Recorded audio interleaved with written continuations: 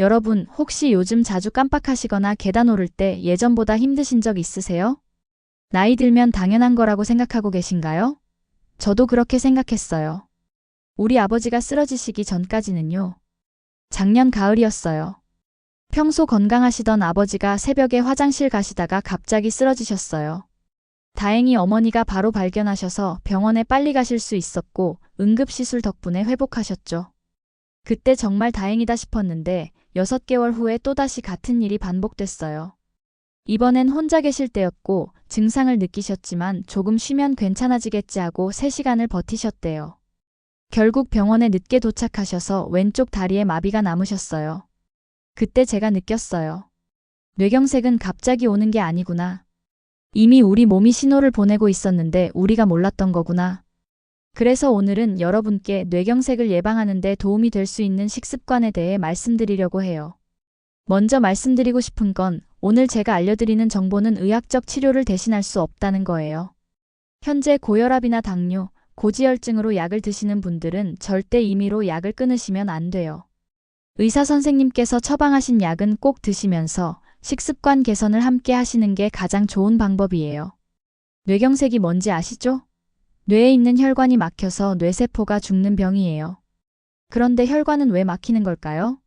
우리가 먹는 음식이 큰 영향을 미쳐요.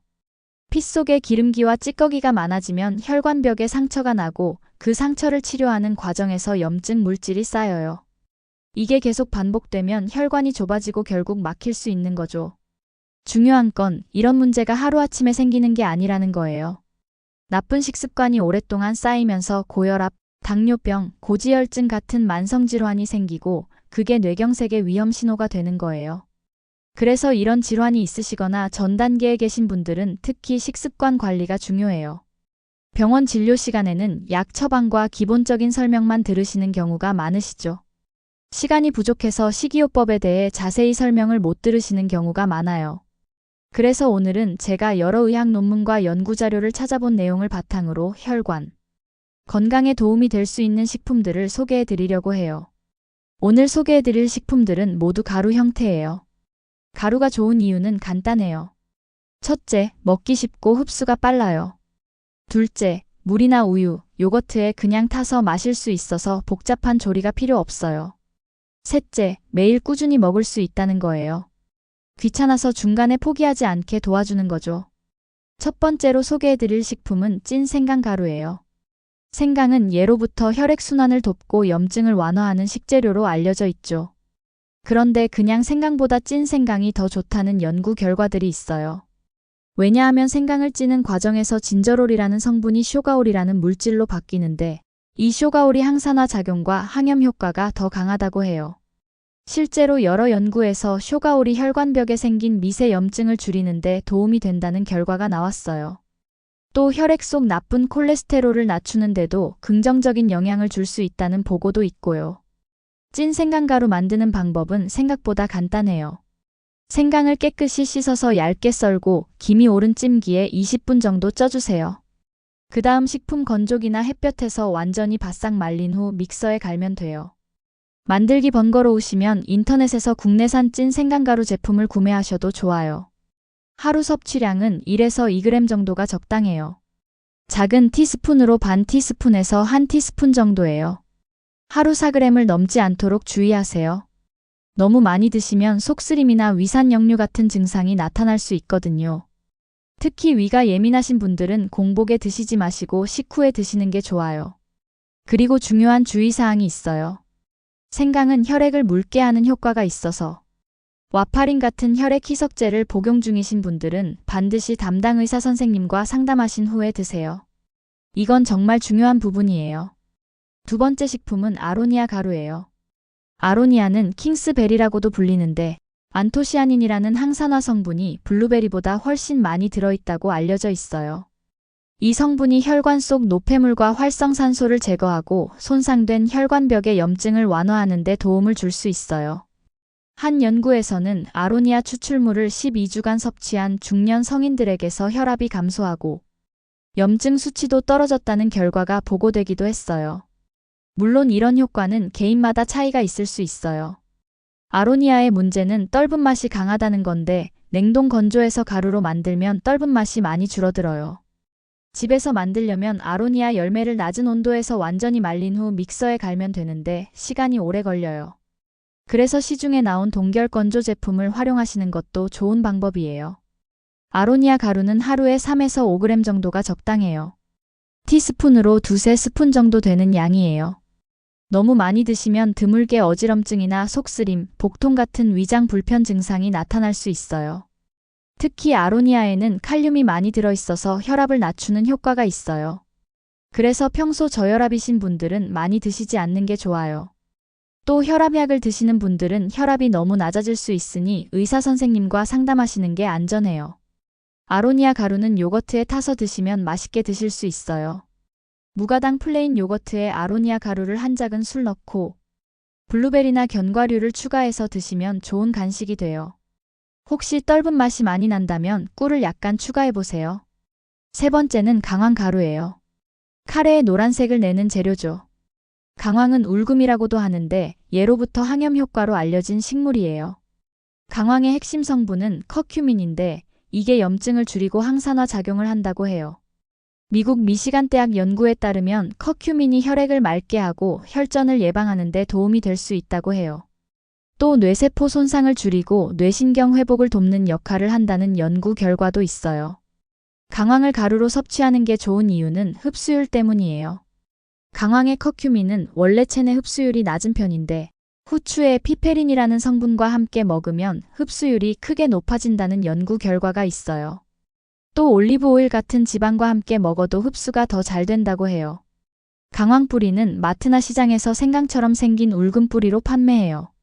이걸 사서 깨끗이 씻어서 얇게 썰고 완전히 말린 후 믹서에 갈면 강황 가루가 완성돼요. 직접 만드시기 번거로우시면 시중에 유기농 강황 가루를 구매하셔도 돼요. 하루 섭취량은 5g 내외가 적당해요. 한 작은 술 정도를 꾸준히 드시면 충분하고요.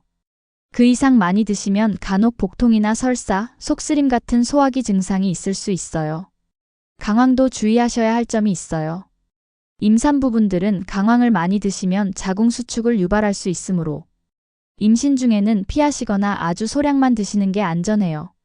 담석이 있는 분들도 강황이 담즙 분비를 촉진하므로 조심하셔야 하고요. 또 강황도 혈액을 묽게 하는 효과가 있으니 와파린 같은 항응고제를 복용 중이신 분들은 의사 선생님과 상담 후에 드세요. 이 부분은 정말 중요해요. 약을 드시는 분들은 꼭 전문의와 상의하셔야 해요. 그럼 이 세 가지 가루를 어떻게 먹으면 좋을까요? 가장 간단한 방법은 따뜻한 물에 차로 타서 드시는 거예요. 아침 식후에 따뜻한 물 한 컵에 생강가루나 강황가루를 반 티스푼 넣어서 드세요. 강황가루는 후추를 한 꼬집 함께 넣으시면 흡수가 더 잘 돼요. 두 번째 방법은 두유에 타서 드시는 거예요. 세 가지 가루 모두 식물성 단백질과 함께 먹으면 좋아요. 특히 강황은 두유처럼 약간의 지방이 있는 음료와 잘 어울려요. 두유 한 컵에 가루를 한 티스푼씩 넣어서 출출할 때 간식으로 드시면 좋아요. 세 번째는 채소 스무디에 넣어 드시는 건데요. 일주일에 한 번 채소를 쪄서 갈아두는 게 조금 번거롭긴 하지만 영양학적으로 좋은 방법이에요. 브로콜리 1개와 양배추 반 통을 깨끗이 씻어서 쪄주세요. 브로콜리는 2분, 양배추는 3분이면 충분해요. 찬물에 헹군 후 믹서에 넣고 아보카도 3개, 레몬즙, 약간의 단맛을 내는 올리고당과 물을 넣고 갈면 일주일치 스무디가 완성돼요. 매일 한 잔씩 드실 때 생강가루, 아로니아 가루, 강황가루를 번갈아가며 반 티스푼씩 넣어 드시면 돼요. 처음엔 맛이 낯설 수 있는데 소금이랑 올리브 오일을 조금 뿌리면 훨씬 맛있게 드실 수 있어요. 강황을 넣으실 때는 후추도 함께 넣으시는 거 잊지 마세요. 이런 식습관을 꾸준히 유지하시면 혈관 건강에 도움이 될 수 있어요. 물론 효과는 개인마다 차이가 있고 당장 눈에 보이는 변화가 나타나지 않을 수도 있어요. 하지만 건강한 식습관은 장기적으로 우리 몸에 긍정적인 영향을 줄 수 있어요. 중요한 건 매일 꾸준히 실천하시는 거예요. 그러려면 습관을 만드는 게 가장 중요하죠. 제가 추천하는 방법은 아침 루틴에 넣는 거예요. 하루를 시작할 때 따뜻한 물 한 잔 드시는 분 많으시잖아요. 그 물에 가루를 반 스푼씩 넣으시면 돼요. 가족과 함께 드시는 것도 좋은 방법이에요. 혼자 챙기기 어려우신 분들도 식구들과 함께 하시면 자연스럽게 습관이 들고 더 오래 실천하실 수 있거든요. 특히 부부가 함께 하시면 서로의 건강을 챙기면서 격려할 수 있어요. 또 하나, 눈에 잘 보이는 곳에 가루통을 두세요. 냉장고 문 앞이나 식탁 위, 자주 사용하는 머그컵 옆에 두시면 잊지 않으실 거예요. 눈에 보이면 생각나고 생각나면 손이 가게 되니까요. 다시 한번 강조하고 싶은 건 오늘 제가 말씀드린 내용은 의학적 치료를 대신할 수 없다는 거예요. 현재 약을 드시는 분들은 절대 임의로 약을 끊지 마시고 식습관 개선을 함께 하시는 게 가장 좋은 방법이에요.